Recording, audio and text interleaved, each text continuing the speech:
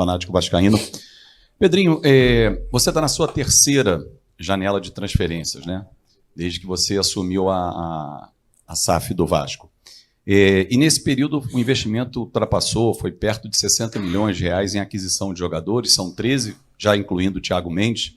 4 deles jogam como titulares, um já foi embora, que foi o Souza, o Maxime foi emprestado, o Jean não tem tido muitas oportunidades, não tem sido nem relacionado, o Lloyd, pouca minutagem, assim como o Garré. Como é que você avalia essas janelas feitas pela sua gestão à frente do futebol? Eu vejo com erros e com acertos.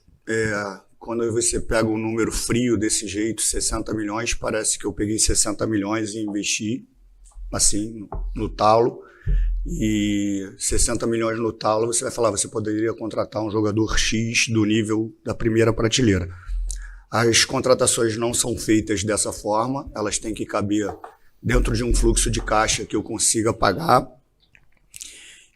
Nos momentos ruins, obviamente, os exemplos das contratações, eles vão ser dos atletas que, por algum motivo, a luz está atrapalhando vocês, não?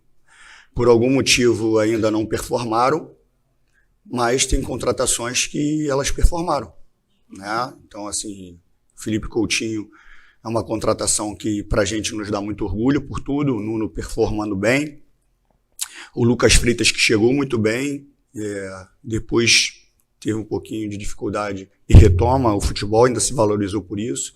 O Tietê, que é um jogador que veio de graça e está desempenhando muito bem. Então, assim, a gente vai acertar e vai errar. E os jogadores que por acaso ainda não performaram, eles não quer dizer que eles não tenham capacidade para performar. Tudo que você falou, Fábio, a gente identifica, tenta melhorar, né? Cada vez mais nas janelas a gente tenta ser mais assertivo. É difícil você sem investimento e ver os rivais com muito investimento, então uma cobrança, obviamente, ela aumenta por isso, mas a construção desse raciocínio, ela não tem que ser no valor fechado total de 60 milhões, porque fica uma construção difícil até para a gente explicar. A construção ela é dentro de um fluxo de caixa que nos cabe um parcelamento grande, uma aquisição de transfer pequena, e com isso a gente consegue trazer os jogadores que a gente precisa. Deixando claro também que em nenhum momento nas janelas eu falei que contrataria qualquer nível de jogador Real Madrid. Nunca prometi isso para ninguém. A minha promessa aqui foi sempre honrar os compromissos, por mais que isso seja muito doído para o torcedor. Eu gostaria de estar falando aqui de diversas contratações, mas as pessoas têm dificuldade de encarar a realidade. A realidade é dura, ainda mais quando os rivais, principalmente aqui do Rio de Janeiro, conseguem, em algum momento, se reestruturarem, passaram algum período de dificuldade se reestruturando, e nesse período de dificuldade dos adversários que eles estavam se reestruturando, a gente ainda estava aprofundando ainda mais em dívida. E muitas pessoas vão interpretar isso como desculpa. Não, eu estou só falando a realidade. Eu só peço que vocês estejam dispostos a realmente refletir e debater com críticas o conteúdo que eu estou passando. E não encarem como desculpa, encarem como realidade. Eu nunca prometi, em nenhuma entrevista, trazer jogador de alto nível. Entrando aqui, vendo o cenário que a gente vai diluir durante essa coletiva,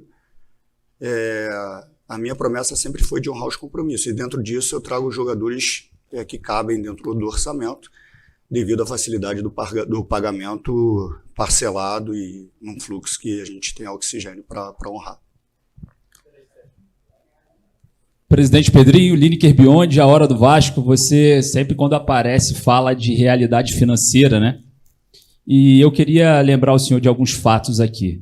Na minha avaliação de muitos torcedores, existe uma sucatização da base, jogadores que são revelados no Vasco, né? E emprestados para clubes da Série B com valores de opção de compra muito baixos. A gente vê o JP performar, agora vê o Cauã Barros. E eu queria entrar num detalhe maior aqui no Matheus Ferreira, que tem a opção de compra de R$1,5 milhão, basicamente por volta do vencimento mensal do Felipe Coutinho. E outra, né, quando o Vasco tem um ativo, principalmente quando o clube ou uma gestão é responsável financeiramente, ela não expõe um ativo como o Felipe expôs o Capasso, né, que tinha 4 propostas, era um jogador que tinha mercado, portanto foi exposto isso. E vocês costumam sempre culpar o passado, a herança maldita, mas qual foi a culpa que o Felipe levou por ter sucateado um ativo num momento tão difícil, de tanta responsabilidade financeira? Qual foi a responsabilidade e a irresponsabilidade do diretor técnico Felipe em sucatear um ativo do clube? Lineker, você, por característica própria, né, tem sempre perguntas que muitas vezes não são para tirar realmente as dúvidas, são perguntas agressivas, sempre no intuito de ter uma reação que eu acho que é uma reação que você está buscando há algum tempo e que você não vai ter, pelo menos da minha parte. Com relação aos jogadores da base, dentro da tua avaliação, o JP é um jogador, vou pegar o exemplo do JP, tá? É um jogador que teve oportunidade, jogou, por algum momento inicial teve uma boa resposta, depois caiu de rendimento, nos treinamentos também não teve uma boa resposta e foi para o mercado para dar rodagem e foi perdendo espaço dentro do elenco. Eu sou oriundo da base, gosto da base, acho que a base é um grande ativo, mas nós mesmos, vascaínos, às vezes não temos paciência com o próprio jogador da base. E aí não tem desempenho. Então, o cenário, às vezes, é que eles saiam realmente para que a gente possa dar rodagem e ter algum tipo de receita com eles. Quando eles saem, devido ao momento do Vasco, eles não estão no nível dos outros jogadores em termos financeiros para que a gente possa ter um pedido financeiro mais alto e ter uma receita adequada com o que eu acho que o Vasco merece. Então, alguns mecanismos financeiros é de acordo com a realidade atual desses atletas. Com relação ao Felipe, em relação ao Capasso, eu tenho que até me segurar, porque você sabe muito bem os motivos, e não concordando com a resposta que o Felipe te deu, tá? Não concordei e falei isso para ele, mas para te dar um exemplo, que todas as avaliações e as contratações, elas não são definitivas por uma pessoa. É um departamento de scout, de análise de desempenho, de análise de mercado. Mas para você ter ideia, a indicação do Nuno foi do Felipe. A indicação do Tietê foi do Felipe. Ele traz para debate e ela entra no circuito, obviamente, de avaliação geral. A indicação do Lucas Freitas foi do Felipe. Quando o Felipe assume na temporada passada, e de uma forma muito honrosa, com seu irmão morto, ele deixa o irmão morto dentro de casa de madrugada para dar o treinamento, e termina a temporada de uma forma digna, o Felipe foi muito elogiado por vocês. Muitos gostariam que o Felipe permanecesse, inclusive os atletas. E como eu falei, o Felipe não seria treinador na minha gestão. Uma coisa é ser interino. E depois o Felipe entra num momento muito difícil da equipe, numa sequência muito difícil, e ele foi muito um homem de assumir, porque eu dei a oportunidade para ele dele não aceitar naquele momento e a gente botar outro. E eu também apanharia por isso, que se eu boto outro auxiliar técnico, vocês mesmos me cobrariam. Por que não botou o Felipe, que ele terminou bem a temporada passada? E ele foi escrachado, e esquece que ele é meu amigo, tá? Estou falando de uma forma profissional. Ele foi escrachado de uma forma desrespeitosa por uma declaração, uma resposta que ele foi infeliz, que ele não deveria ter te respondido dessa forma. Mas você, no fundo, você sabe que ele não justifica a resposta que ele te deu, mas você sabe por que ele te deu essa resposta. Você sabe o comportamento que o Capasso tinha internamente, você sabe disso. A opção do Capasso sair ou não é uma escolha do jogador. Quando vocês pedem assim, tem que diluir a folha, já que não tem dinheiro, dilui a folha para você fazer outras contratações. A gente apresenta para eles algumas oportunidades, não só para ele, para outros jogadores que de repente a gente não conta mais. Mas se o jogador não quer ir, ele não é obrigado a ir. Foi mais alguma coisa que você perguntou além dos jogadores? É do Felipe, né? E dentro da tua avaliação, o trabalho do Felipe não é bom por causa de uma resposta que foi, não sei se desrespeitosa, mas não foi legal para você. Como que o teu canal é único ou você tem algum superior?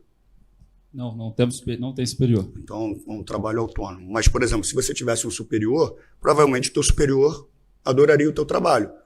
E no meu ponto de vista, no meu olhando daqui, que eu não tenho capacidade de avaliar, você avalia da mesma forma o meu trabalho de longe, porque você não está no dia a dia. E do Felipe também. Eu acho que você é um cara agressivo. Você não é um jornalista que pergunta com interesse de saber.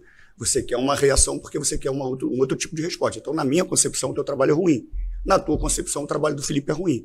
Mas eu não tenho a capacidade, o meu também é ruim na tua concepção, mas eu não tenho a capacidade de avaliar precisamente porque eu não estou no teu dia a dia. Então seria injusto da minha parte falar com firmeza que o teu trabalho é ruim. Para você falar é até mais fácil, porque o nosso trabalho no dia a dia você não vê, mas na prática, que são ali os jogos e nas contratações, você tem a capacidade de avaliar. Mas assim, todo profissional ele é avaliado internamente, todo. E na nossa concepção houve devido a uma resposta dura que ele te deu, um massacre muito duro com ele. Muito duro. E eu sei por que ele te deu essa resposta, mas ele não deveria ter falado daquela forma. Ponto. É doído, porque ao mesmo tempo que a gente está num processo de reestruturação, os nossos rivais aqui estão competindo, estão disputando, aí isso gera uma raiva muito maior nas pessoas. Eu só quero que as pessoas, quando parem aquela emoção do resultado, da dificuldade, que elas tenham a racionalidade. Eu também queria estar no Mundial, eu também queria estar disputando títulos. Eu acho que isso vai chegar, mas entendo a realidade. E não é desespero, não. A gente vai passar por esse processo e a gente vai colher bons frutos. A gente quer ser competitivo, a gente não quer passar sufoco, a gente quer lutar lá em cima. Tudo isso é o que eu desejo, mas eu não vou contar mentira para o torcedor. Não vou. O único ponto que eu falei e acabou que eu não cumpri, foi a questão do potencial construtivo, porque não estava assinado. E eu assumi isso. Eu tinha que esperar assinar. E acabou que eu não assinou, e eu prometi uma coisa e não cumpri. E reconheci, e foi uma experiência para mim, cara. Só fala depois que tiver assinado. Com relação à coerência dos treinadores, todo mundo sabe... Por exemplo, o Corinthians deve meio mundo, ainda assim ganha Campeonato Paulista, sabe fazer contratação, e o Vasco sempre com contratação sofríveis e brigando para não cair. Por que sempre? Perfil, modelo de gestão. Eu não vou fazer contratações que o Corinthians fez e não honrar os compromissos. Eu não queria falar de outro clube, mas como você citou, não vou entrar nem muito mérito do clube, eu vou entrar no mérito do conceito que você citou. Eu não consigo contratar e não pagar, pô. Não consigo. O torcedor, ele não pode esperar isso de mim. Desculpa te decepcionar, assim, eu não vou fazer isso. Porque eu não estou fazendo isso comigo. Eu estou fazendo isso com a instituição. E se a gente está nesse processo de recuperação, é porque essas práticas foram usadas. Então, assim, me desculpe. O que eu quero falar para o torcedor, assim, eu vou trabalhar muito como eu trabalho, né? Como foi citado sobre a ausência, uma pergunta para o Diniz sobre a minha ausência, fiquei bem assustado, porque, na realidade, eu me meto em todos os detalhes, sempre com muito respeito a todos os setores, tentando dar a minha opinião, respeitando todos os setores. Praticamente não durmo, vivendo e vivenciando tudo que se diz respeito ao Vasco. Então, ausência, essa palavra não existe na minha gestão. Da minha parte, não existe. Pegaram uma viagem que eu não fui, ou outra outras viagens que eu não possa ir, pela questão que eu não quero entrar no mérito de saúde da minha mãe. Não tem nada a ver com ausência. Eu estou no CT, eu estou na SAF, eu estou em São Januário, eu estou nos jogos, eu estou nos treinos, eu estou em todos os lugares. O que eu quero falar para o torcedor é o seguinte, é muito ruim o torcedor ouvir o que eu estou falando, muito, muito ruim.